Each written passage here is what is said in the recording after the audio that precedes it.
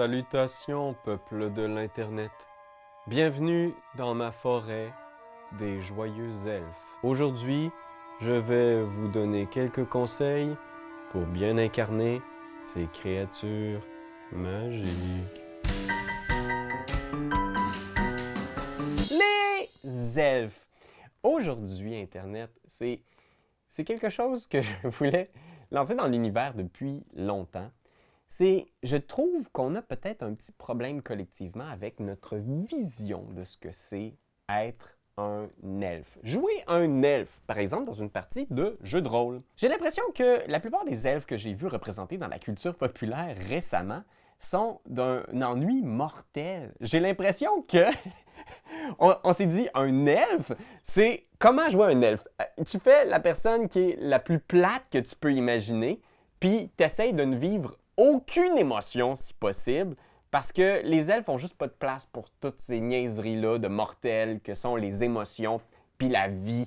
Puis ça me dérange un peu. On peut bien sûr jouer notre personnage comme on le souhaite, parce qu'il y a tellement d'elfes différents. Je veux dire, oui, culturellement, ils ont quand même un tronc commun, mais j'aimerais ça un peu proposer, parce que j'ai vu trop de joueurs arriver avec des personnages comme ça qui étaient un peu blasés, alors que les elfes peuvent être des personnages extrêmement lumineux aussi. Je soupçonne que la représentation des elfes dans notre vision collective, le problème de pourquoi les elfes sont si plates et ennuyeux, c'est à cause d'Orlando Bloom, en fait. C'est vraiment Orlando Bloom mon problème quand j'y pense. À sa défense, il y avait la vingtaine quand il a embarqué dans le cast du film du Seigneur des Anneaux de Peter Jackson. Puis je pense que à cette époque-là, on n'avait peut-être pas bien cerné de ce que c'était un elfe. Il fallait les distinguer des autres créatures fantastiques qui peuplaient le film de Peter Jackson. Mais quand même, je trouve que ça en a fait des espèces de tueurs un peu froids qui ont comme aucun défaut. Mais tu peux pas faire un bon personnage de jeu de rôle sans défaut. Alors j'aimerais vous proposer 5 points pour vous aider à jouer des elfes d'autres façons qu'Orlando Bloom. On va commencer à la base. Je pense que la première personne qui a vraiment cristallisé notre vision des elfes, c'est Tolkien. Dans Le Hobbit, Le Seigneur des Anneaux, Le Silmarillion.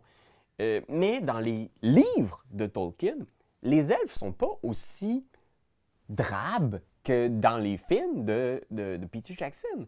En fait, les elfes sont créatifs. Ils chantent, ma foi du bon Dieu, ils chantent, ils boivent, ils explorent la vie à fond le caisson parce que ce sont des êtres de pure magie. Ce ne sont pas des entités comme nous de ennuyeux qui doivent penser à leur maison et leur REER. Les elfes vivent dans la forêt parmi les créatures des bois.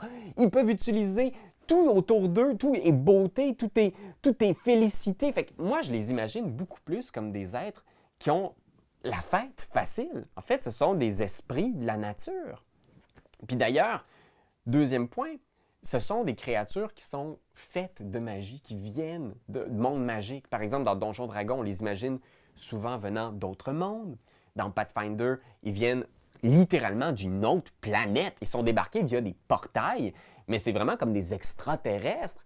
Dans le lore des Royaumes oubliés, c'est des créatures qui viennent du monde des fées aussi. Il y a beaucoup cette énergie-là ils viennent d'un monde où les choses ne se passent pas comme dans le plan matériel normal. Donc, pour eux, tout peut être un petit peu plus léger, peut-être, un peu plus drôle. C'est des créateurs. Ils chantent, ils font de la poésie. Ils ont des œuvres très complexes, mais je les imagine pas comme des œuvres vraiment poches où tu vas regarder un opéra d'elfes puis tu vas t'endormir. Non, je l'imagine comme quelque chose d'alien, quelque chose de coloré puis d'incompréhensible pour les mortels de ce monde-ci, qui peuvent être parfois même un peu peut-être étourdissants. Fait que ça, c'est important pour moi que ce soit des créatures qui sont magiques, qui sont différentes, qui sont aliens, mais qui ne sont pas nécessairement des Vulcains sans émotion. Même qu'au contraire, je pense qu'ils sont extrêmement sensibles, les elfes.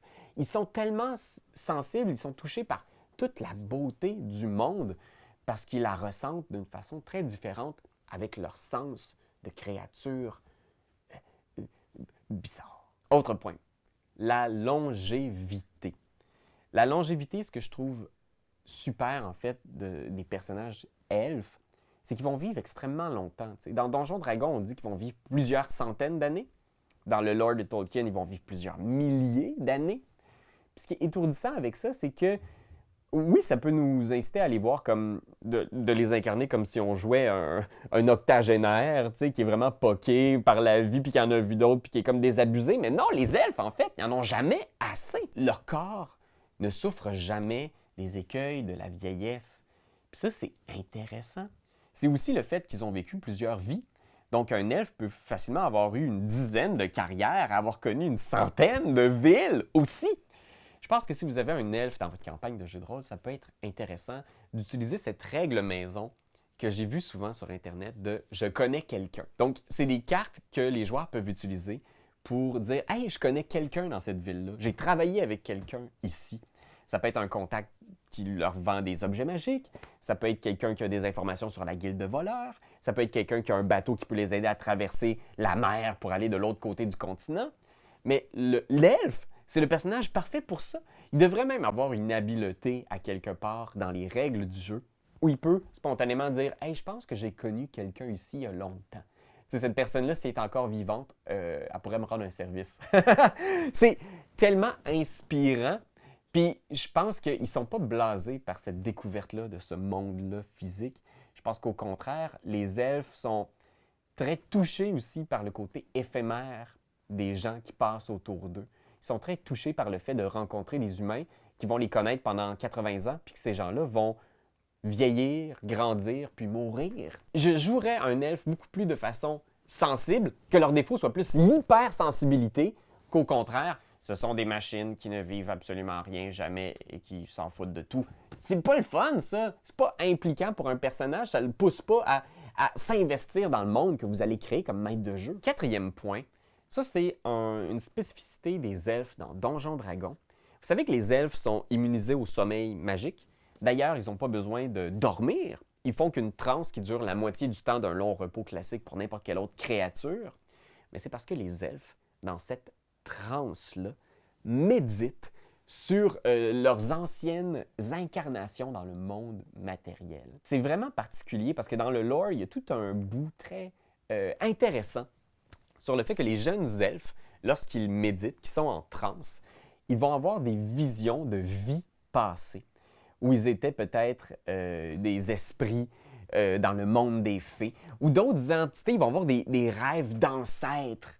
Et plus ils vieillissent, plus ils vont finalement revoir des morceaux de leur propre vie. C'est là où l'elfe atteint l'âge adulte. Quand il entre en transe, il peut revivre vraiment là, de façon tactile des moments de sa vie. C'est ça la transe. Le plus étrange dans ces rêveries-là que les elfes font aussi, c'est qu'à partir d'un certain âge, quand ils dépassent l'âge adulte là, et qu'ils arrivent à un certain âge, ils ne vieillissent pas vraiment, les elfes, mais malgré tout, leur rêve, leur transe va se transformer et éventuellement, ils ne verront plus des morceaux de leur propre vie.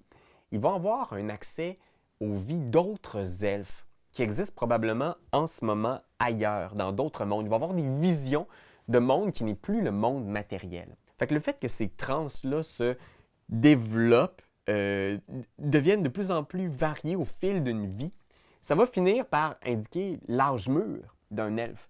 Le moment où il va commencer à rêver de l'autre monde. Et ça, c'est le cinquième point. Là. Puis je pense que ça fait toujours un peu partie du mythe des elfes, c'est le départ. Les elfes ne sont pas faits pour vivre dans notre monde.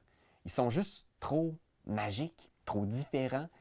Ils sont toujours inévitablement appelés à retourner au monde magique d'où ils viennent, que ce soit Arvandor, Evermeet, Valinor.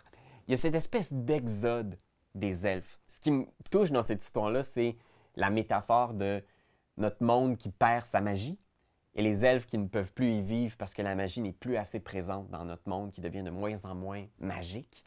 C'était beaucoup la métaphore de Tolkien, de Dunsany aussi. Si vous voulez lire un super bon livre qui a inspiré Tolkien, allez lire La fille du roi des elfes de Lord Dunsany, qui est très très bon aussi, qui est un long conte sur justement le mariage d'un humain et d'une elfe. C'est très particulier, mais c'est très beau. Mais cette idée-là qu'éventuellement, arrivé à un certain âge, les elfes se détachent du monde matériel et doivent retourner dans ce monde magique-là qui les appelle.